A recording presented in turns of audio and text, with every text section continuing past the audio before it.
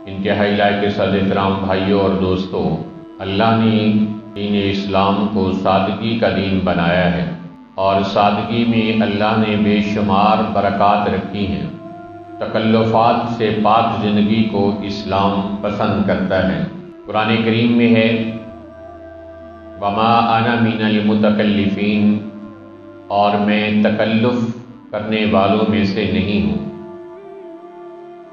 بخاری شریف کی ایک حدیث ہے، ایک صحابی بتاتے ہیں کہ نہینا عن التکلف، ہمیں تکلف برتنے سے منع کیا گیا، اور رسول پاک علیہ السلام نے ارشاد فرمایا الا تسمعون، الا تسمعون، اے لوگو کیا تم سنتے نہیں ہو، اے لوگو کیا تم سنتے نہیں ہو، ان البزازۃ من الایمان، ان البزازۃ من الایمان، ان البزازۃ من الایمان، سادگی سادگی سادگی ایمان کی نشانی ہے۔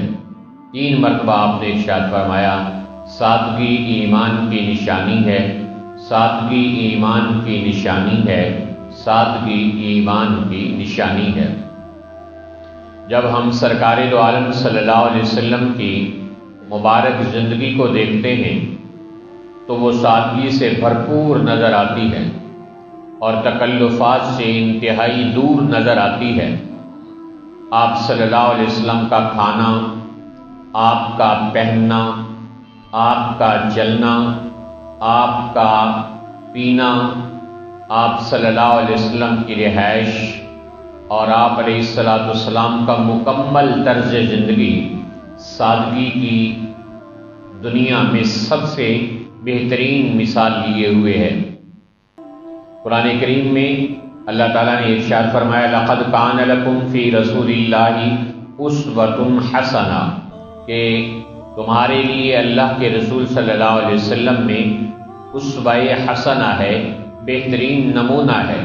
تو آپ صلی اللہ علیہ وسلم جہاں عبادات میں اسوہ حسنہ دے کر گئے، وہاں آپ معاملات میں اور سادگی کے اندر بھی ایک بہترین نمونہ چھوڑ کر اپنی ذات کے اعتبار سے دنیا سے رخصت ہوئے۔ ہم مسلمان آج انتہا درجے کے تکلفات میں پڑ چکے ہیں۔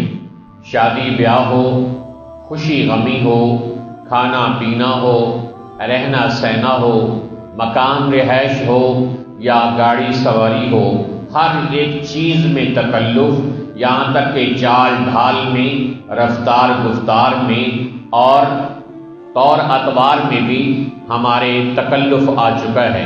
تکلفات سے ہماری زندگی بھرپور ہو گئی ہے۔ صحابہ کرام تکلف سے بہت دور تھے۔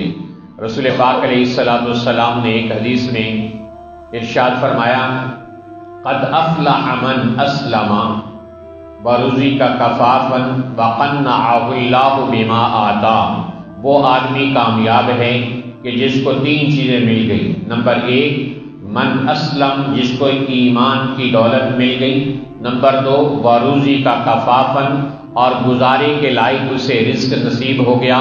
نمبر 3 وقنعه اللہ بما آتاہ، اور جو اللہ نے اس کو عطا کیا ہے اس پر اس کو قناعت نصیب ہو گئی ہو، تو یہ آدمی کامیاب ترین انسان ہے۔